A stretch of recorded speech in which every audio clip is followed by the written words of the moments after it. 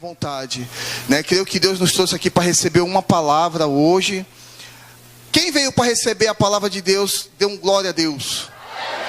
Eita Deus, né? Então fala assim, fala Deus.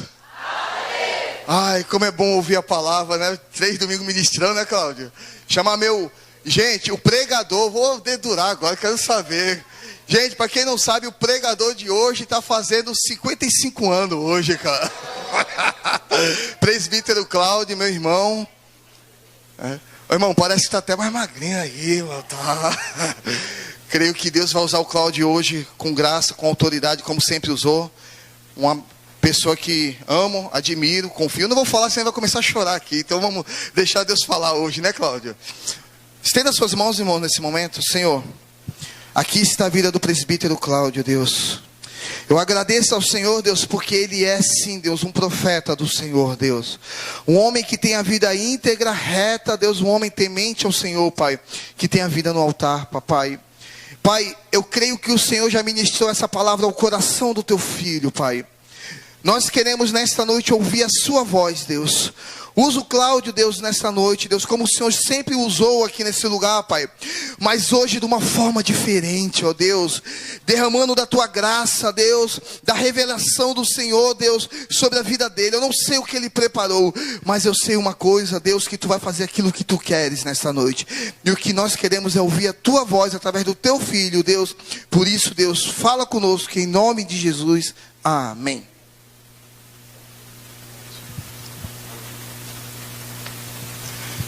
A graça e paz, amém, irmãos? Amém. Glória a Deus. Gostaria que você, por gentileza, abrisse a sua Bíblia em Salmos 29. Salmos 29. E aqueles que puderem, em reverência à palavra do Senhor, fique de pé. Se você tem problema nas pernas, alguma dificuldade, pode ficar sentado, mas se você pode, fique em pé em reverência à palavra do Senhor.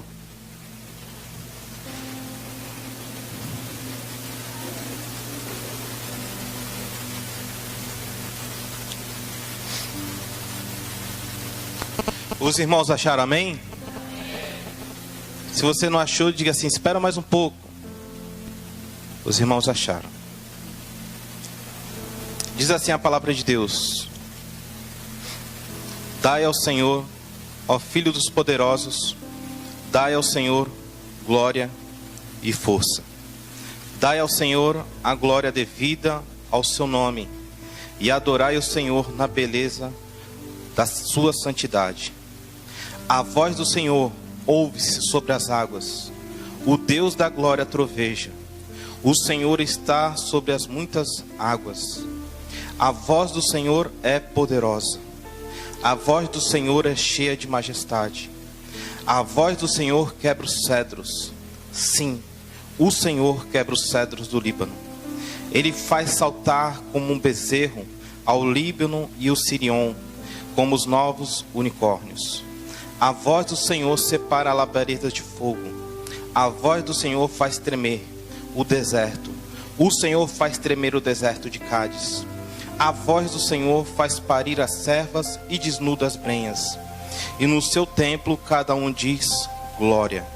O Senhor se assentou sobre o dilúvio. O Senhor se assentou como rei perpetuamente. O Senhor dará força ao seu povo. O Senhor abençoará o seu povo com paz. Coloca a Bíblia no seu assento, pega na mão do seu irmão e vamos orar mais uma vez.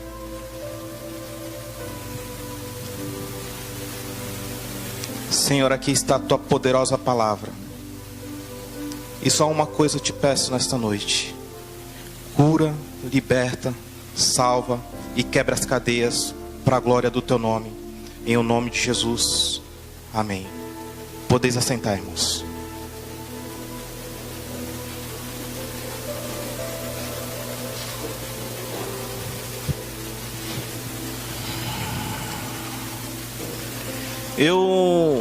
Ultimamente eu tenho, nas minhas oportunidades, eu tenho meditado um pouco sobre Salmos.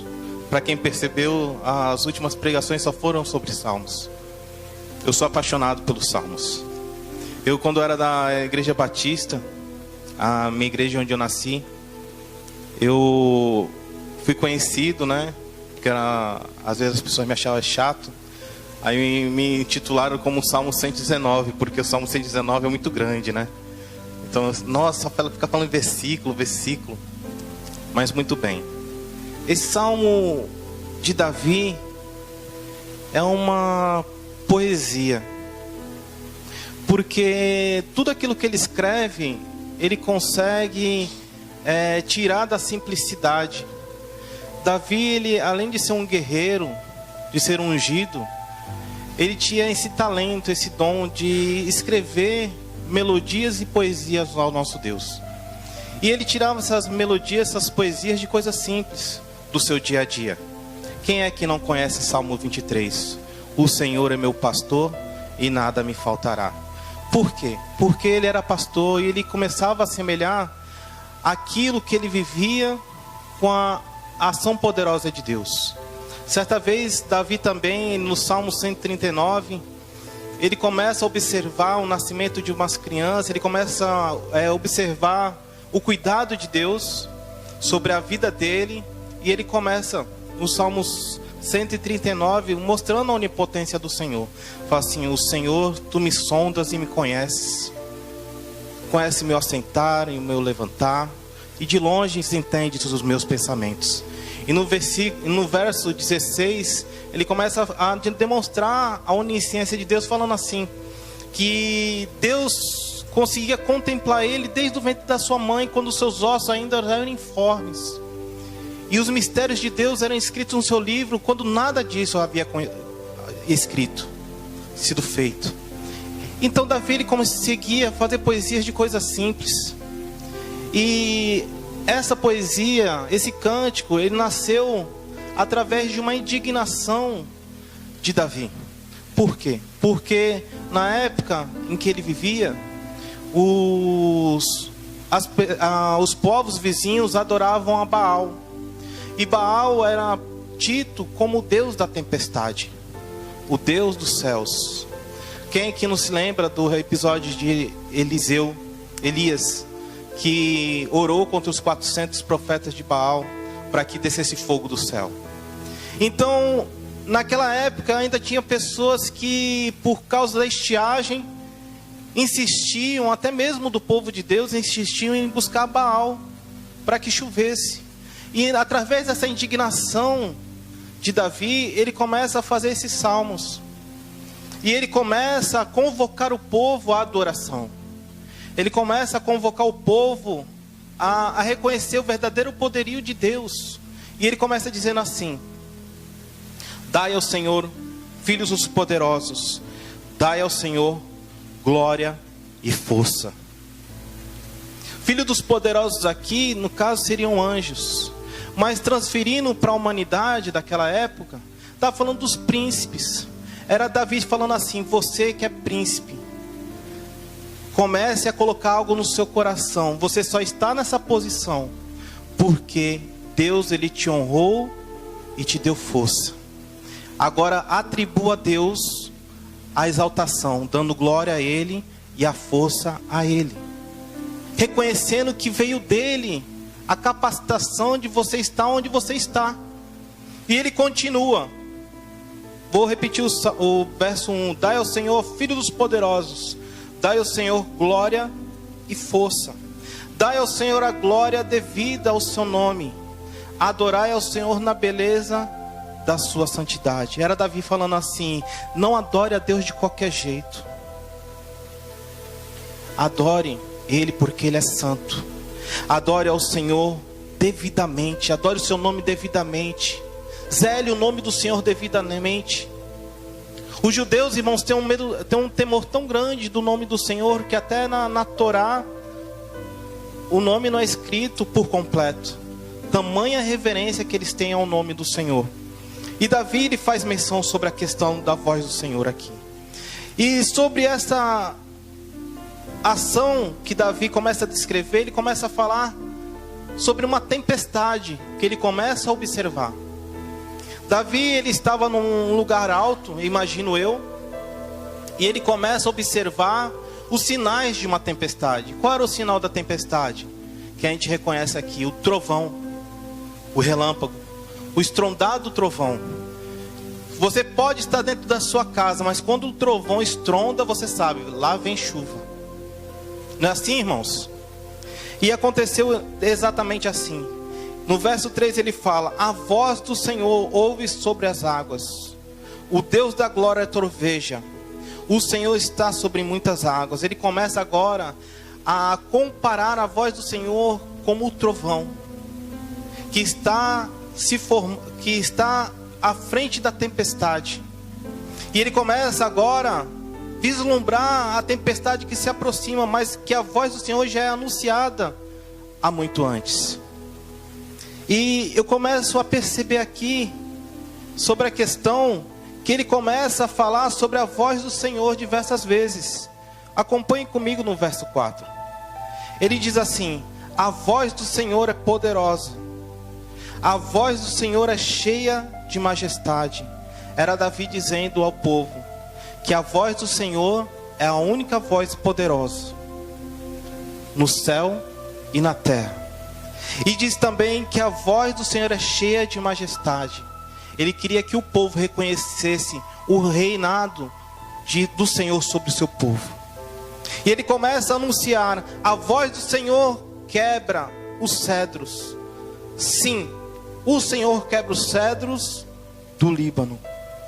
O cedro, irmão, era uma madeira nobre. Era uma madeira utilizada para embarcações e construção de templos. E Davi, ele fala que pela a visão que ele tinha, é que o trovão, o raio, batia no cedro e quebrava ele no meio. O que Davi estava querendo dizer? Que não há coração duro para a voz do Senhor. Quando Deus fala, não existe coração duro que resista à voz do Senhor. Pode ser duro do jeito que for, mas quando a voz do Senhor atinge, ela quebranta no meio. Glória ao Senhor Jesus. Ele faz saltar como uma bezerra ao Líbano e a Sirion, como os novos unicórnios. A voz do Senhor separa labaredas de fogo. A voz do Senhor faz tremer o deserto. O Senhor faz tremer o deserto de Cádiz. Aqui é um ponto interessante, porque a palavra de Deus diz que a voz do Senhor faz tremer o deserto de Cádiz. Era Davi falando assim: a voz do Senhor é tão poderosa que ela é capaz de nivelar os montes que estão no deserto de Cádiz. Ele começa a atribuir à voz do Senhor um poder extraordinário.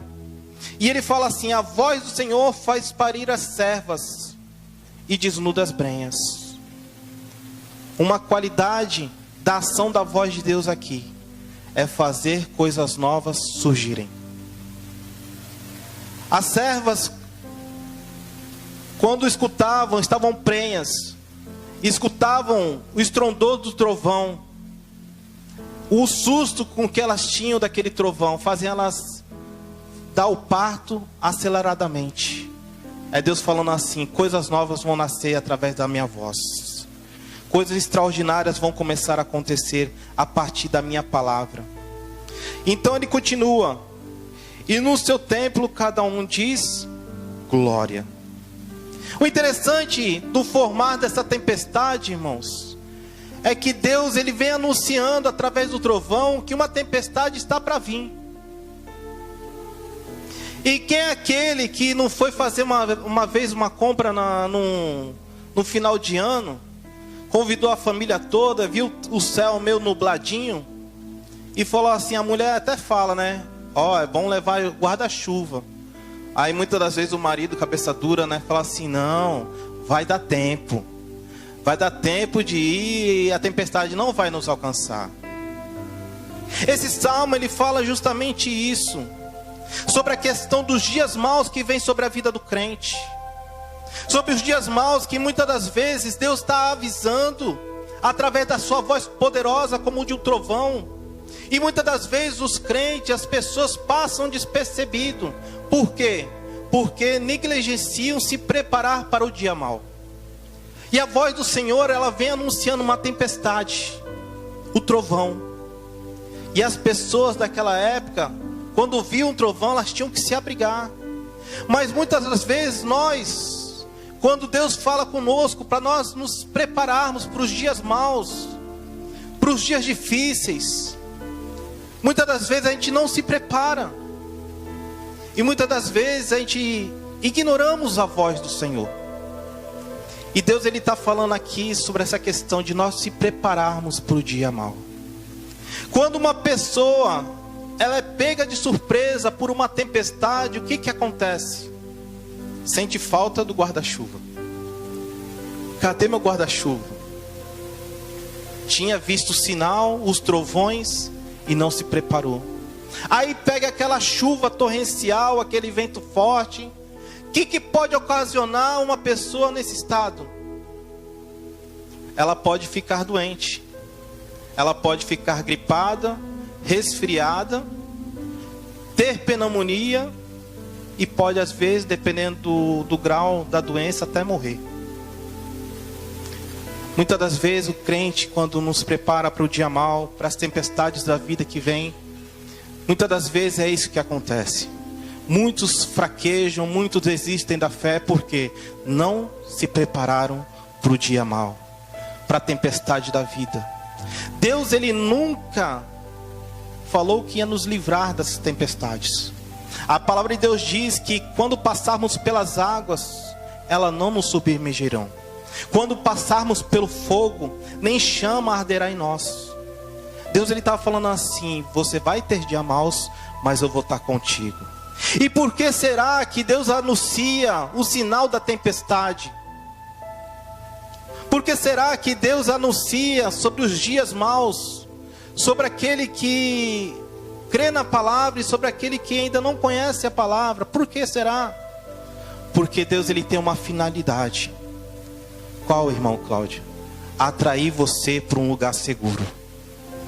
A palavra de Deus diz aqui nos Salmos 29, no verso 9, que a voz do Senhor faz parir as cerdas e desbrenhas e desnuda as brenhas, e no seu templo cada um diz glória. É o Senhor falando assim: se abriga da tempestade, meu filho. Sabe qual é o melhor lugar para você se abrigar na tempestade? É o lugar mais seguro que existe na face da terra, no templo do Senhor, na presença de Deus. Na presença de Deus você estará seguro. E a Bíblia diz que lá cada um diz glória.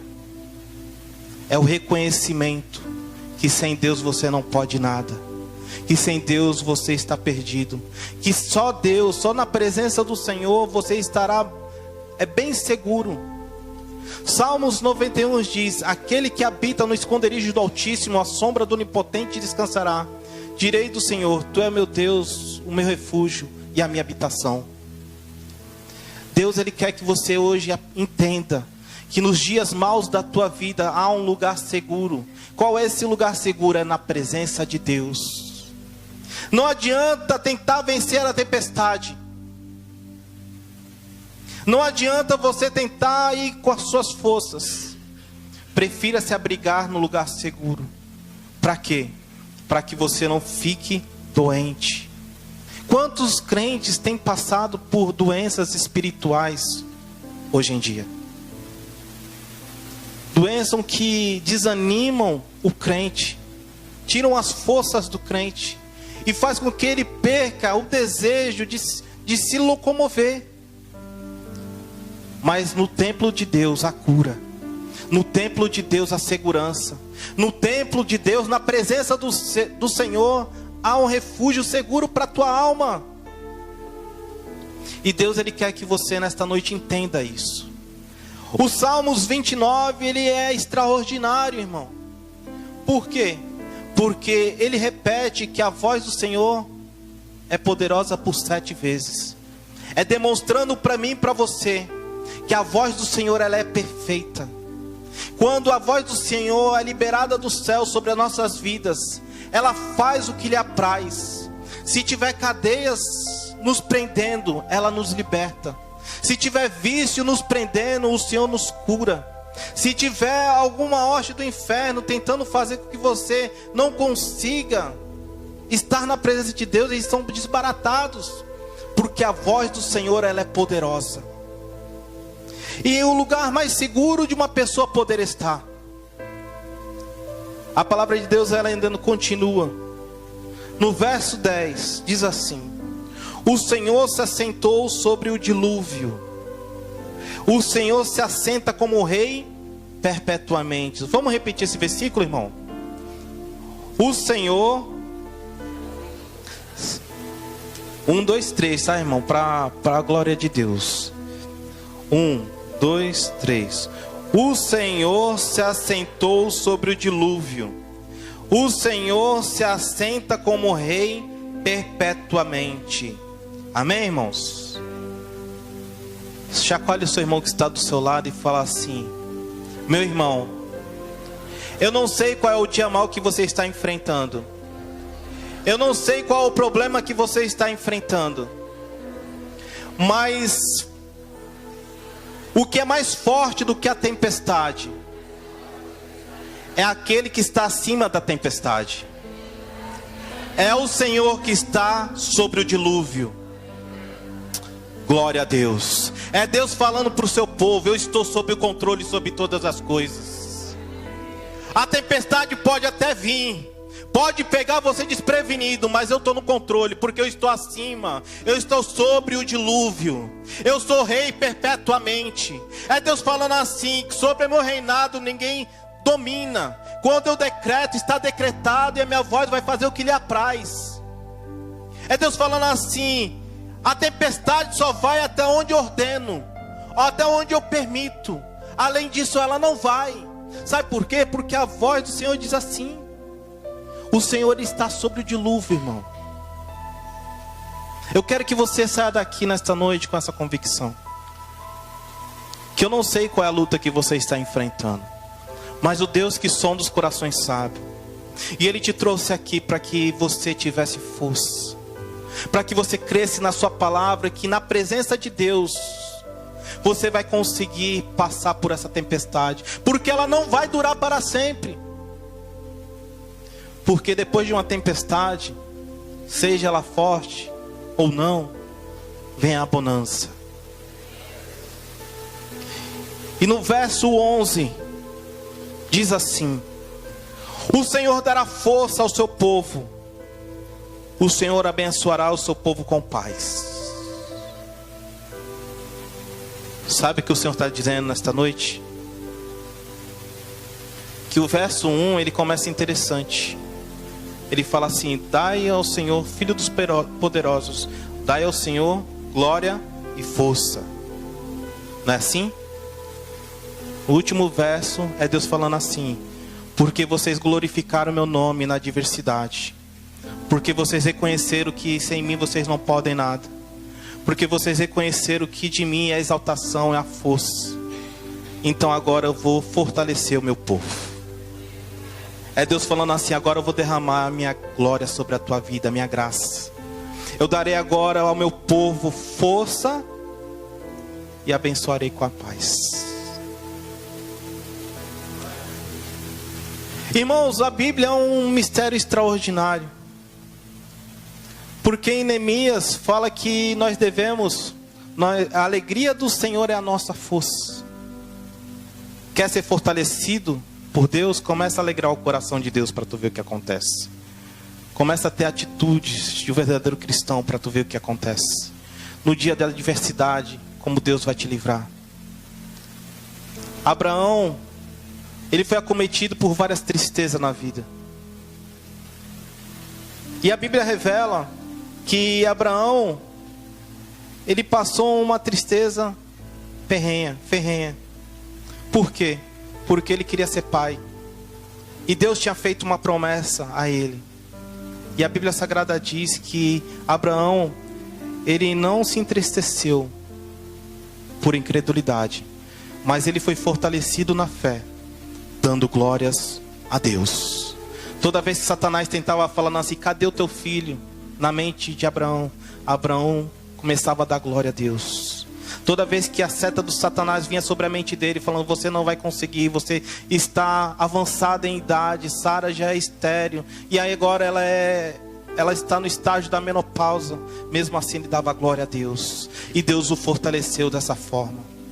Eu quero que você entenda que no momento da adversidade da vida, se você conseguir dar glórias a Deus e olhar para os céus, o Senhor Deus vai fortalecer a tua vida.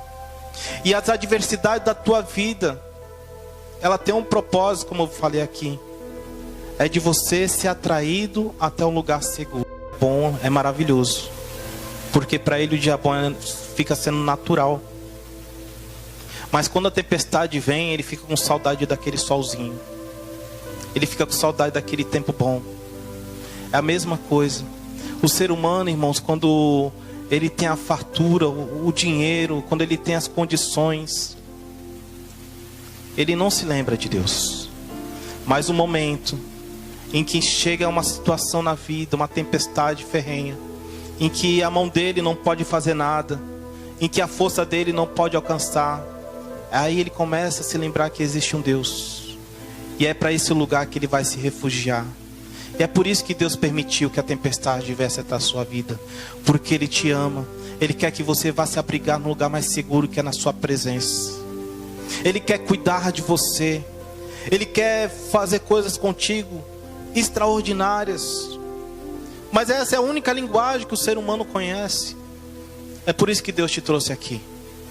Ele não quer que você pereça na sua tempestade, mas Ele quer estar contigo na sua tempestade. Ele quer te fortalecer e te dar vitória. Ele quer colocar coisas novas na sua vida, um novo cântico, uma nova vida. Ele quer fazer coisas extraordinárias que somente a voz de Deus pode fazer. E que nessa hora eu gostaria de te convidar a ficar de pé. Eu gostaria de convidar a equipe de louvor a estar aqui à frente.